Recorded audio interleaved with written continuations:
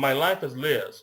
You, I've seen the episode or the webisode that you were on. Where did you do other episodes of that? Are you a regular, or was that a one and done deal? I was in the last 4 episodes of the latest second season. So Okay. I was in episodes 9 through 12, which are the last 4 episodes. All those episodes are online. And I think there was a webisode, yeah, where there was like a little extra feature thing that I was in somewhere. Oh, okay. All right. And That was fun. yeah, you enjoy doing it. I take it. Yeah, it was a fun thing to do. Now What was, I only saw that one where you had to let that guy down. oh, Uh, that was the end. Yeah, that was like the last part that I was in. They also filmed when I went to interview Stanley and everything, so that's in one of the episodes. yeah. Now it was that show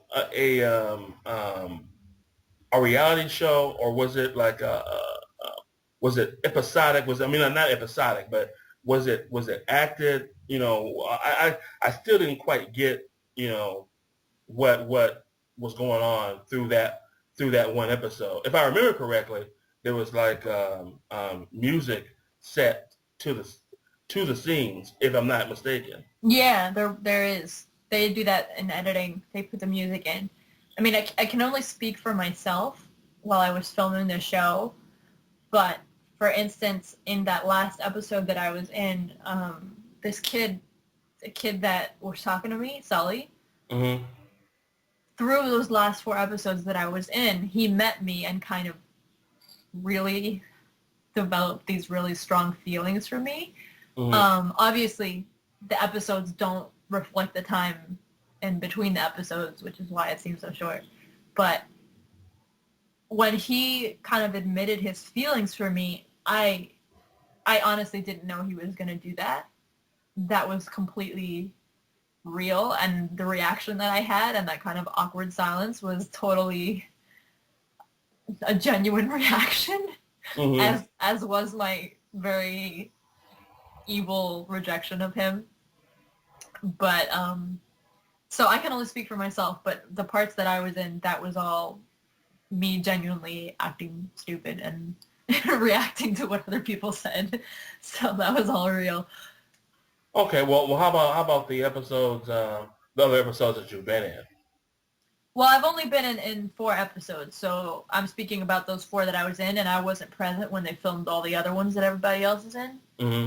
So I can't speak for anybody else, but for what I filmed, it was basically just us talking to each other and doing whatever. And Being yourself. yeah, there was no point when anyone told me to be somebody other than myself, Okay. Okay. which was Um, nice. yeah, I would imagine. Let's see. Oh, I wanted to ask um, who are your three favorite comic book artists? Oh, my 3 favorite artists? That's hard. People always ask me this, and I didn't even know. Let me think. Maybe I should get my art stuff and figure it out. I have a giant book of like custom art and whatever. Let me see. Um, I don't know his name, but there was was it the 12 part or the 4-part Nightcrawler series that was illustrated by, what's the name of that guy? He's really controversial with his art. He draws women that look like they have no spines. Hmm. Do you know who I'm talking about? Um, I have an artist in mind, but I'm about 98% certain you're not talking about him. It's not Liefeld. Michael Turner. No, let me see. What is his name? Um, well, he drew the covers, and then the interior artist for that book was just absolutely amazing. So I don't know his name off the top of my head, but he was really great. I also really like Cully Hamner, who is the guy who originally drew Blue Beetle, the Jaime Reyes version. Because Okay. he has a really cool kind of boxy style that I really like. And I want to say that one of the Spider-Man artists, whose name completely escapes me right now, which is really bad. Is he drawing Spider-Man now?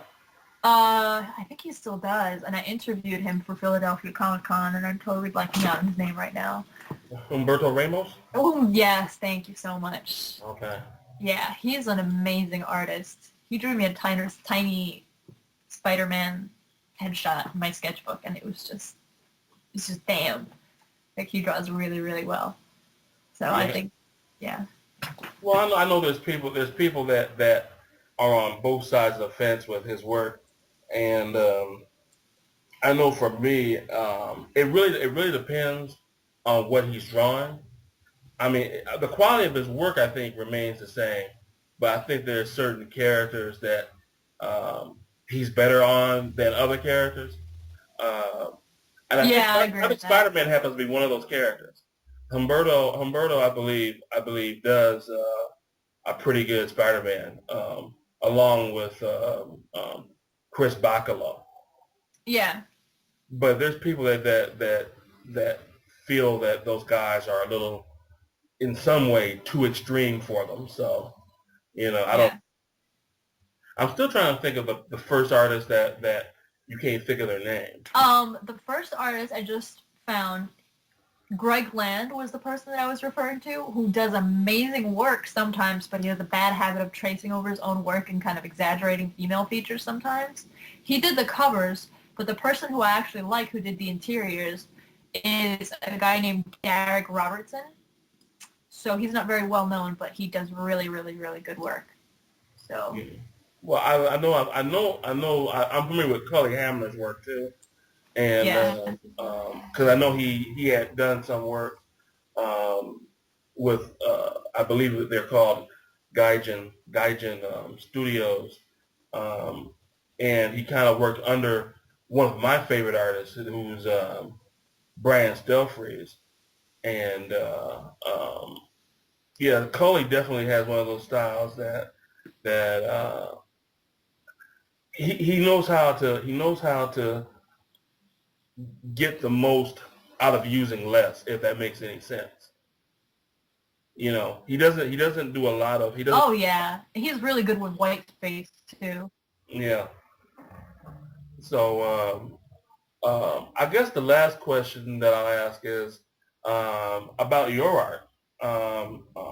When are you going to post some more of that? Because I really Oh boy. enjoyed the last few pieces that you put up, but that's been a while ago. Oh man, what did I put up that you saw? I don't even remember. Um, the one that sticks in my mind is, I believe, of a female that looks kind of like, I don't know if you were drawing it from this source, but it puts me in Oh, the the gargoyle type thing? gargoyle. Well, it put me in the mind of what was that movie of James Cameron, Avatar. Oh, really? Yeah, Awesome. put me in mind of that. It was someone that was bluish or greenish in color, and I think you had done a twit pic showing that Oh, that's right. it was like you were showing your I evolution of remember how you that. drawing. I remember that. Yeah. That was a while ago. That was so long ago. Um, I rarely draw. I mean, I love doing it, but I get so hypercritical of my own work because I Hmm. have the bad habit of just comparing myself to other people, even though I know I shouldn't, that I just get really frustrated easily and usually end up giving up before I even finish something. I also have a lot of trouble with Photoshop, so Hmm. it just makes my life miserable. I'm much better with traditional media, but of course, when you scan that in, you lose pretty much all the detail. But I mean, I can definitely try to post some stuff. I can look through my sketchbook and see if I can find something worth posting. I think I posted this thing I drew of what Lizard would look like, the Spider-Man villain, if he was possessed by Venom. Okay. So I think that was the last piece of art that I posted.